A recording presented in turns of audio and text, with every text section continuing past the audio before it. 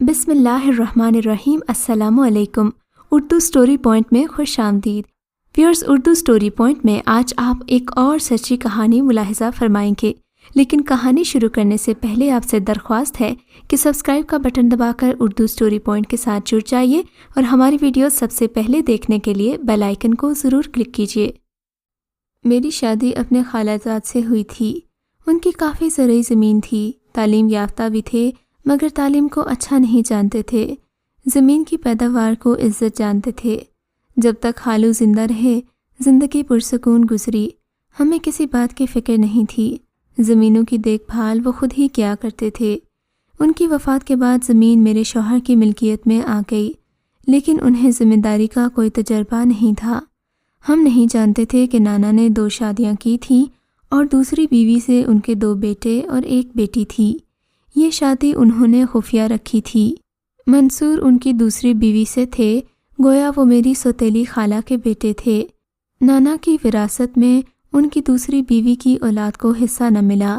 دوسری بیوی ظاہر ہوئی اور نہ ہی بچوں کو ظاہر کیا۔ امی، خالہ اور ماموں ان لوگوں کی موجودگی سے لا علم ہی رہے۔ ایک دن اتفاق سے میرے شوہر کی منصور سے کہیں ملاقات ہو گئی۔ باتوں ہی باتوں میں اس نے بتایا کہ اس کے والد کی پہلی بیوی اور ان کے بچے ہیں، لیکن معلوم نہیں کہاں ہیں۔ اپنے والد کا نام اور کچھ تفصیل بتائی تو میرے شوہر نے کہا کہ یہ میرے نانا کا نام ہے اور ان کے والد کا نام بھی یہی ہے جو آپ بتا رہے ہیں۔ کہیں میرے نانا تو آپ کے والد نہیں ہیں؟ اس حساب سے آپ میرے ہی نہیں، میری بیوی کے بھی خالہ زاد ہوتے ہیں اور آپ کی والدہ ہم دونوں کی خالہ لگتی ہیں۔ یہ اندازہ درست ثابت ہوا۔ منصور واقعی ہماری سوتیلی خالہ کے بیٹے تھے جو وفات پا چکی تھیں۔ ہمیں منصور اور ان کے بھائی سے مل کر بہت خوشی ہوئی۔ بھائی ساجد نے بعد میں ہم سے کچھ علاقہ نہ رکھا، لیکن منصور اور طرح کے آدمی تھے۔ وہ اپنوں کی تلاش میں تھے اور اپنوں کی محبت کے پیاسے تھے۔ میری ساس نے سوتیلا سمجھ کر ان کو اوپری دل سے قبول کیا، لیکن ہم دونوں میاں بیوی منصور سے مل کر واقعی خوش ہوئے تھے۔ تبھی وہ وقتاً فوقتاً ہمارے گھر آنے لگے۔ وہ جب بھی آتے میرے بچوں کے لیے ضرور کچھ نہ کچھ لاتے تھے۔ بچے بھی ان کا انتظار کرتے۔ جب آتے تو وہ دوڑ کر ان سے لپٹ جاتے۔ منصور کی فطرت تھی، وہ بچوں سے پیار کرتے تھے۔ ان دنوں میرے شوہر کچھ پریشان تھے۔ ان کا جھگڑا اپنے پڑوسی ذمہ دار سے ہو گیا تھا، جس نے ہماری زمین پر قبضہ کر کے اپنی فصل کاشت کر لی۔ دراصل اس کا اثر رسوخ کافی خاصا تھا۔ اس بات کا اسے زوم تھا اور اسی وجہ سے کسی کو خاطر میں نہیں لاتا تھا۔ کامران کو کسی نے مشورہ دیا کہ ملک وڈا سیدھے طریقے سے بات ماننے والا نہیں، اراضی تمہارے نام پر ہے، تم اس پر مقدمہ کر دو۔ مقدمہ پنچایت میں لے جانے کی بجائے مقدمہ کر دیا۔ مقدمہ طول پکڑتا گیا اور بات بڑھتی گئی۔ جب انسان کسی بات کو انا کا مسئلہ بنا لیتا ہے تو فیصلہ مشکل ہو جاتا ہے، اور انا کی خاطر آدمی نفع نقصان کی بھی پرواہ نہیں کرتا۔ یہی حال کامران کا تھا۔ کامران کے پاس نقد سرمایہ موجود نہ تھا اور وہ زمین بیچ کر فریق مخالف کو نیچا دکھانے کی خاطر مقدمہ بازی میں ملوث رہے، یہاں تک کہ ہم کوڑی کوڑی کو محتاج ہو گئے۔ ان دنوں مجھ سے اپنے شوہر کی پریشانی دیکھی نہیں جاتی تھی۔ منصور آئے تو میں نے کامران کی پریشانی کا ان سے تذکرہ کیا۔ برے وقت میں کون کسی کا ساتھ دیتا ہے، لیکن اس نے رشتے کی لاج نبھائی اور میرے شوہر کو قرضے کی پیشکش کر دی۔ نہایت مجبوری کے عالم میں انہوں نے منصور کی اس پیشکش کو قبول کر لیا۔ ہم منصور کے بہت شکر گزار تھے، لیکن انسانی ضرورت بھلا کب کم ہوتی ہے۔ کامران کا ہاتھ کھلا تھا اور ہمارے ذمہ دارانہ اخراجات تھے، وہ بھی مجبور تھے۔ گاڑی، ڈرائیور، نوکر، ملازمہ، ہمیں ہر سہولت کی صدیوں سے عادت تھی۔ میں تو غربت کا عذاب جھیل ہی نہیں سکتی تھی۔ یقیناً پاگل ہو جاتی اگر منصور ہمارا ساتھ نہ دیتے۔ جب برا وقت آتا ہے تو سب سے پہلے رشتہ دار بیگانے بن جاتے ہیں۔ یہی نہیں، یا آپ کو نظروں سے بھی گرا دیتے ہیں، لیکن منصور نے ایسا نہ کیا۔ وہ روز آتے اور مجھے اور میرے شوہر کو تسلی دیتے۔ انہوں نے ہر طرح سے ہمیں سہارا دیا، یہاں تک کہ میرے شوہر کو ایک سادہ چیک دستخط کر کے دے جاتے تاکہ جتنی رقم ضرورت ہو نکلوا لیں۔ منصور صرف میرا ہی خالہ زاد نہ تھا بلکہ کامران کا بھی اس کے ساتھ یہی رشتہ تھا۔ ہم اس کی شرافت سے متاثر تھے کہ کیسا فرشتہ صفت انسان ہے، مگر میرے سسر کے بھائی بہن وغیرہ باتیں بنانے لگے کہ اس شخص کو جانے کیا لالچ ہے جو اس طرح ان پر اپنی رقم لوٹا رہا ہے، روز گھر آ جاتا ہے۔ یہ سلسلہ اس وقت تک جاری رہا جب تک ہماری زمین کا فیصلہ نہیں ہو گیا۔ فیصلہ ہمارے حق میں ہوا تھا، مگر اب میرے شوہر زمینداری سے بددل ہو گئے تھے۔ انہوں نے سوچا اس کو بیچ دینا چاہیے۔ آدھی سے زیادہ تو فروخت کر ہی چکے تھے، رہی سہی بھی بیچ کر شہر منتقل ہو گئے اور اپنے ایک شہری دوست کے مشورے سے کاروبار کرنے کی ٹھان لی۔ بھلا زمینداری کرنے والا بزنس کیا جانے؟ انہوں نے کلی طور پر دوست پر تکیہ کر لیا اور اس کے مشورے سے کاروباری دنیا میں قدم رکھ دیا۔ یوں جلد ہی بڑے بڑے بزنس مین سے مراسم ہو گئے تو اس نے کامران کو اپنا پارٹنر بنا لیا۔ کام کی زیادتی کی وجہ سے دیر تک گھر سے باہر رہنے لگے۔ میں خوش تھی کہ چلو کچھ کام کرنے لگے ہیں۔ کچھ عرصے بعد امید تھی کہ ہم پہلے سے زیادہ خوشحال ہو جائیں گے اور کسی کے دستے نگر نہ رہیں گے۔ جب تک پارٹنر کے گھر پارٹی ہوتی، ان کے کاروباری شرکاء اپنی فیملی کے ساتھ شریک ہوتے، لیکن میں نہ جاتی۔ ایک روز کامران نے سمجھایا کہ ایسی پارٹیوں میں بیوی کو شوہر کے ہمراہ ہونا چاہیے، تم بھی آئندہ پارٹی میں ضرور چلنا۔ مگر وہاں کا حال دیکھ کر تو میں ششدر ہی رہ گئی۔ وہاں لوگ شراب پی رہے تھے، لیکن میرے شوہر نے جام کو ہاتھ تک نہ لگایا۔ تاہم مجھے اس قسم کی پارٹی میں شامل ہونا عجیب سا لگا۔ یہ میرے لیے ایک نئی دنیا تھی۔ اس دعوت میں بڑے بڑے لوگ مدعو تھے اور میں سوچ رہی تھی کہ لوگوں کے پاس اتنی دولت کہاں سے آ جاتی ہے جو یوں بے طرح خرچ کرتے ہیں۔ گھر آ کر میں نے اپنے کزن منصور کو بتایا کہ اس دعوت میں میاں بیوی دونوں جام نوش کر رہے تھے۔ کامران الگ تھلگ بیٹھے تھے۔ ان سے کہنا مجھے دوبارہ اس قسم کی دعوت میں نہ لے جائیں۔ منصور نے کامران کو سمجھایا۔ میرے شوہر بھی نیک کردار کے تھے اور انہیں منصور کی بات سمجھ میں آ گئی۔ دوبارہ مجھے ساتھ چلنے پر مجبور نہ کیا، لیکن خود جاتے کیونکہ کاروباری معاملہ تھا۔ رفتہ رفتہ وہ دیر سے گھر آنے لگے اور ان لوگوں کے رنگ میں رنگتے گئے۔ کہتے ہیں کہ کیا کروں، مجبوری ہے، کاروبار میں سارا پیسہ پھنسا لیا ہے تو کامیابی کے لیے ان جیسا بننا پڑے گا۔ خدا جانے یہ حقیقت تھا یا پھر عذر، مگر میں ان کے رویے سے پریشان تھی۔ اب وہ مجھ سے دور رہنے لگے۔ منصور بھی ان کا حال دیکھ کر پریشان تھے۔ خود حالات کے ستائے ہوئے آدمی تھے۔ والدین کی وفات ہو چکی تھی، بھائی ان سے علیحدہ رہ رہا تھا، شادی بھی نہ ہو سکی تھی۔ ایسے حالات میں تنہا زندگی گزارنا ایک عذاب ہوتا ہے۔ اس عذاب سے گھبرا کر انہوں نے اپنوں کو تلاش کیا تھا۔ ہم مل گئے تو ہم سے اور خاص طور پر میرے بچوں سے دل لگا لیا تھا۔ اچانک ہی میری زندگی میں طوفان آ گیا۔ کامران اپنے بزنس پارٹنر کی بھتیجی سے دوسری شادی کر بیٹھے۔ اس لڑکی کے والدین وفات پا چکے تھے۔ پارٹنر نے اپنی بھتیجی کو بنگلہ جہیز میں دیا اور کامران نئی بیوی کے ساتھ وہاں شفٹ ہو گئے۔ اب 2 ہفتے میں 2 بار ہم سے ملنے آتے۔ بچے ہر دم اپنے باپ کی کمی کو محسوس کرتے۔ ایسے میں منصور کے سوا کون تھا جو میرے بچوں کا خیال کرتا؟ کامران اپنے بیٹے کی سالگرہ کے دن بھی نہ آئے تو منصور نے بیٹے کی سالگرہ کا سارا انتظام کیا۔ وہی بچوں کو گھمانے پھرانے لے جانے لگا۔ خالہ یعنی ساس ان حالات کو دیکھ کر کڑنے لگیں۔ وہ مجھے مورود الزام ٹھہراتی کہ تمہاری وجہ سے میرا بیٹا گاؤں چھوڑ کر شہر آیا تھا، اب دیکھ لو ان حالات کو۔ یہی نہیں، ان کو منصور کے آنے پر بھی اعتراض ہونے لگا کہ ان کے سسرال والے باتیں بنا رہے ہیں۔ ایک روز اسی بات پر لڑ جھگڑ کر وہ اپنی بیٹی کے گھر چلی گئی۔ میں رو رہی تھی کہ اتنے میں منصور آ گئے۔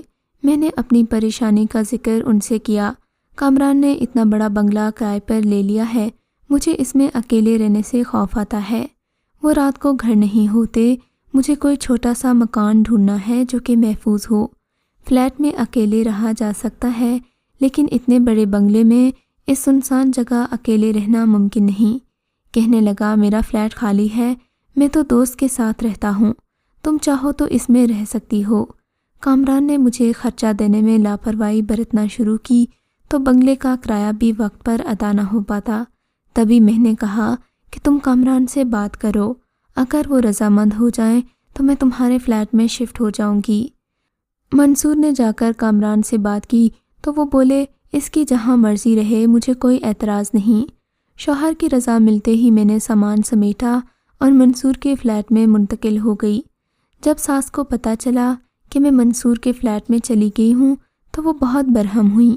کہا کہ ہم یہاں کسی کو منہ دکھانے لائق نہیں رہے، اللہ جانے یہ منصور کہاں سے ہمارے پیچھے لگ گیا ہے، کیا پتہ نانا کا نواسا ہے بھی کہ نہیں، اس کی ماں ہماری بہن تھی، اس کا کیا ثبوت ہے، ہم نے تو اس کو کبھی دیکھا اور نہ ہی اس سے ملے۔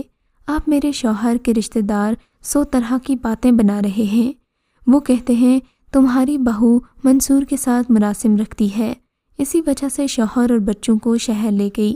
غرض وہ طرح طرح کی باتیں بنا رہی تھیں۔ لوگ حیرت زدہ تھے کہ منصور بغیر کسی طمع کے ہمارا اتنا خیال کیوں رکھتا ہے۔ میں حیران تھی کہ منصور نے کبھی مجھ سے ایسی ویسی بات نہیں کی، نہ کبھی بری نظر سے دیکھا، تو پھر سب کو کیا پریشانی ہے۔ ساس کی باتیں سن کر مجھے سچ مچ خوف آنے لگا۔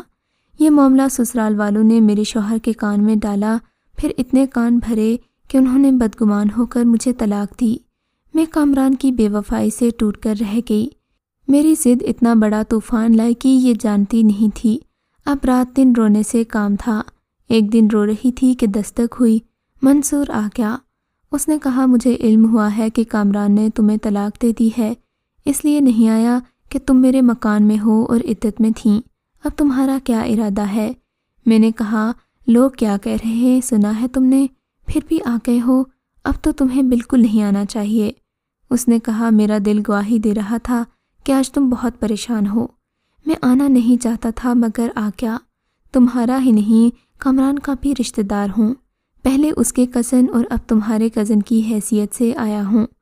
ہاں اگر تمہارا یہی فیصلہ ہے تو میں اب نہیں آؤں گا، لیکن اگر تمہیں میری ضرورت ہو تو اپنی ضرورت سے ضرور فون پر آگاہ کر دینا۔ ایک ماہ وہ نہ آیا۔ کامران نے بچوں کی خبر نہ لی، وہ اسکول نہیں جا سکے تھے کیونکہ ڈرائیور بھی ملازمت چھوڑ گیا تھا، میں اسے تنخواہ نہیں دے سکی تھی۔ ایک روز منصور نے خود فون کیا، کیا فیصلہ کیا ہے تم نے؟ آگے زندگی کیوں کر گزارو گی؟ ملازمت کر لوں گی۔ تم ملازمت پر جاؤ گی تو بچوں کو کون دیکھے گا؟ بہتر یہی ہے کہ گاؤں چلی جاؤ۔ میں نے کہا اب وہاں جا کر کیا کروں گی؟ سکی خالہ سابقہ ساس بن چکی ہیں، کس کے پاس جاؤں گی؟ وہ بچے لینے آئے تھے، میں نے ان کو نہ دیے۔ یہ حالات دیکھ کر منصور نے مجھے شادی کی پیشکش کر دی۔ میں نے کہا یہ نہیں ہو سکتا، پہلے لوگوں نے کیا کم باتیں بنائی ہیں، حالانکہ ہم بہن بھائی بن کر رہے ہیں۔ اب سب یہی کہیں گے جس کی خاطر شوہر نے طلاق دی اسی سے شادی کر لی۔ سچ تھا کہ اس کے تعلقات تھے منصور سے، یہ الزام میں خود پر ثابت نہیں کروانا چاہتی۔ لوگ کسی بے غرض اور نیک نیت انسان کو کہاں برداشت کرتے ہیں۔ لوگوں کی پرواہ مت کرو۔ ہاں تم نہیں چاہتی تو مجھے گلہ نہیں، مگر تم کو نوکری کرنے کی ضرورت نہیں ہے، خرچہ مجھ سے لے لینا۔ بے شک رفیق حیات نہ بناؤ، مگر مجھے تم جیسی شریک حیات کی ضرورت تھی۔ جس کو ملی اس نے قدر نہ کی۔ تمہارا یہی فیصلہ ہے تو میں بیرون ملک چلا جاتا ہوں۔ ایک استدعا ہے کہ یہ فلیٹ تمہارے نام کر کے جانا چاہتا ہوں۔ اگر تم یہ بات مان لو تو ایک چھت ایک ٹھکانہ تمہارے پاس رہے گا اور عمر بھر تمہارے کام آئے گا۔ کچھ دن سوچنے کے بعد میں نے یہ بات مان لی اور منصور نے اپنا فلیٹ میرے نام کروا کر رجسٹری مجھے لا دی۔ وہ بیرون ملک چلا گیا۔ اس کے بعد میں نے زندگی بھر تنہا کاٹ کر اپنے بچوں کو جوان کیا، ان کو پڑھایا، ان کی شادیاں کیں اور اپنے تمام فرائض سے سبکدوش ہو گئی۔ سوچا اب سکھ کا سانس لے پاؤں گی۔ بڑھاپے میں بچے خود اپنے پاؤں پر کھڑے ہو جائیں تو میری قدر کریں گے اور میرے دکھ کا احساس کریں گے، مجھے عمر رسیدگی میں آرام دیں گے۔ میری محنت سمجھوں گی کہ ٹھکانے لگ گئی ہے۔ ایسا نہ ہو سکا۔